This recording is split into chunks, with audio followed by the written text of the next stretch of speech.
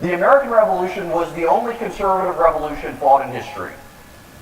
And even liberals have to agree that it was a conservative revolution. Why? Because the founders of the country, they didn't consider themselves Americans, they considered themselves English. Only the Englishmen considered Americans Americans. The Americans considered themselves Englishmen. They said they were as entitled to the rights of the glorious revolution from 1688 as people back in the motherland were.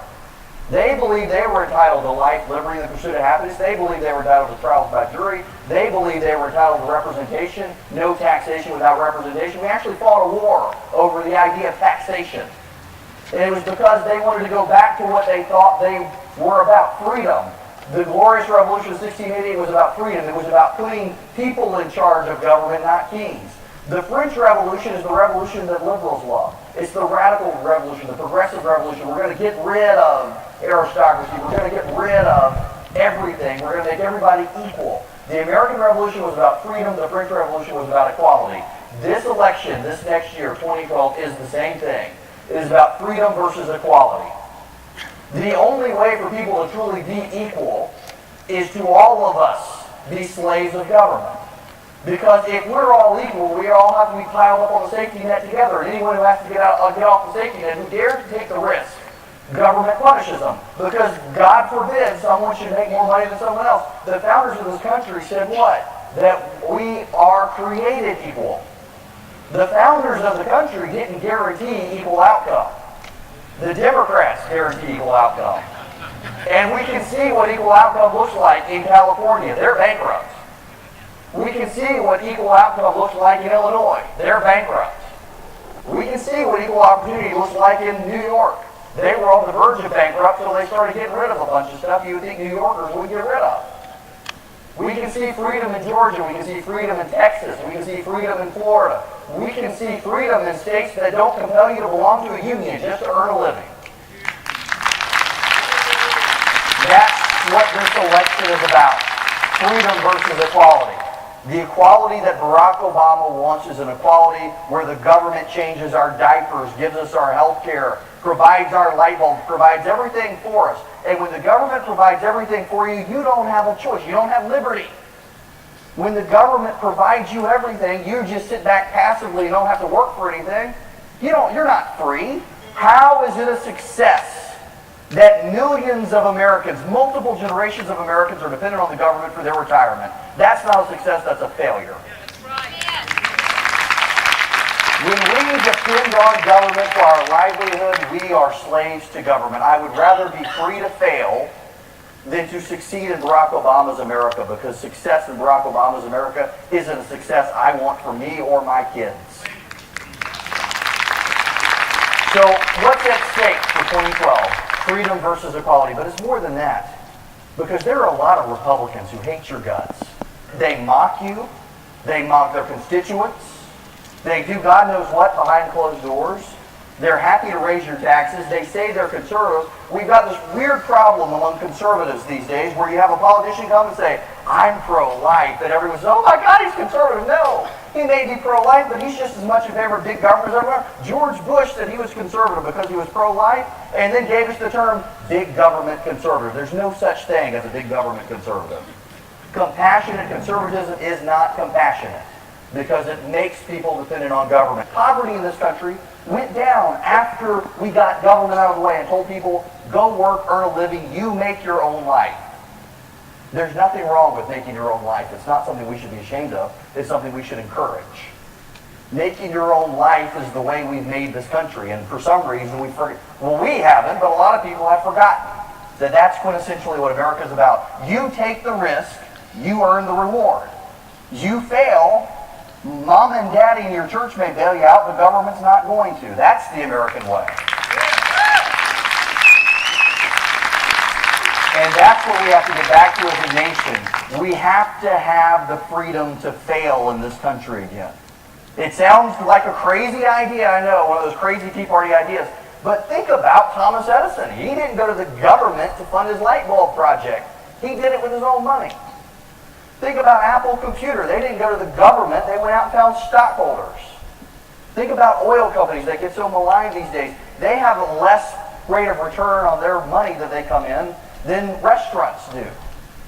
I mean, when we talk about the actual profit margin of oil companies who go out there and build oil rigs and find our energy for us, we have a profit margin of something like 11%.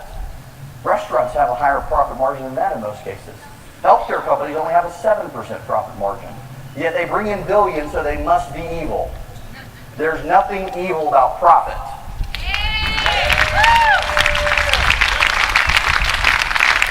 So what do? I don't want to take all your time. Let me tell you what we do. It's real simple. When Christ gave the Great Commission to the disciples, he said, go forth and teach and baptize.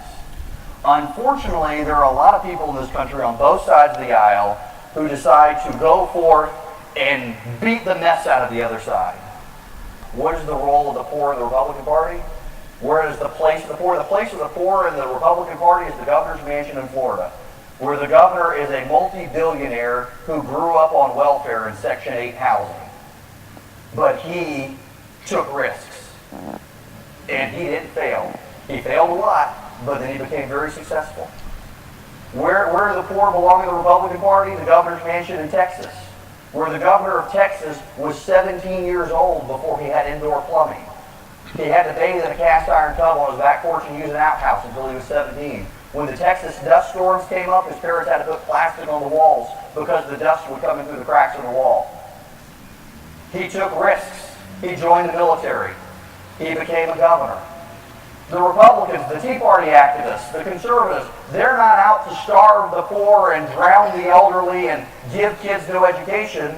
They're out to say, we can do better than what we're doing by freeing people up.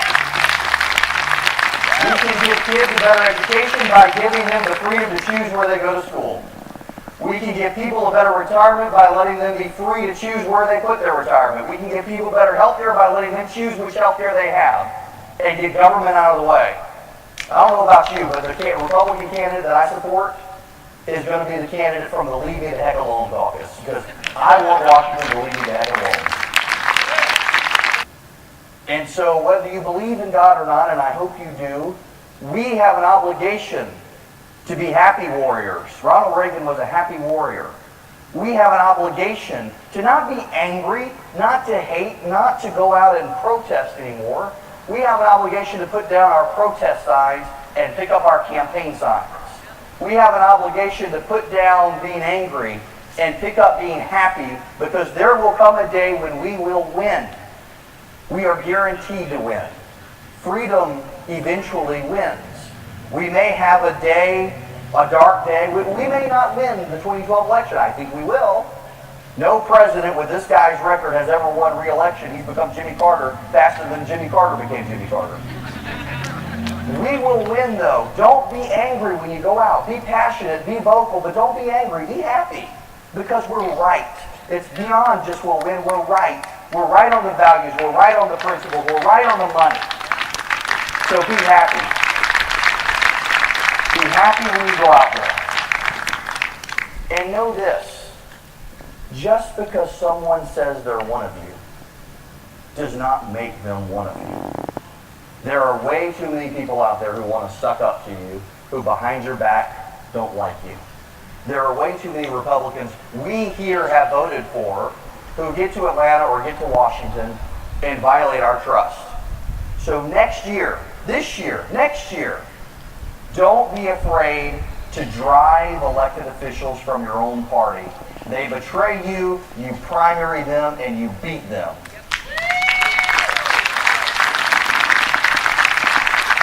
And then around comes November of next year.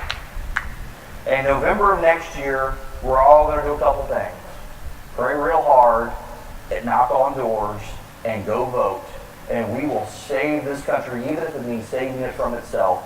Because if we let Barack Obama stay in power another 4 years, we're going to be bankrupt. We're going to be fully dependent on government. We're going to go the way of Europe in a way that even Europe is turning us back from. It doesn't matter who the Republican nominee is. They're going to be a whole lot better than the socialists we've got right now. Freedom before equality. Thank you very much. God bless you. SecularStupidist.com, Conservative.com, RightOsophy.com.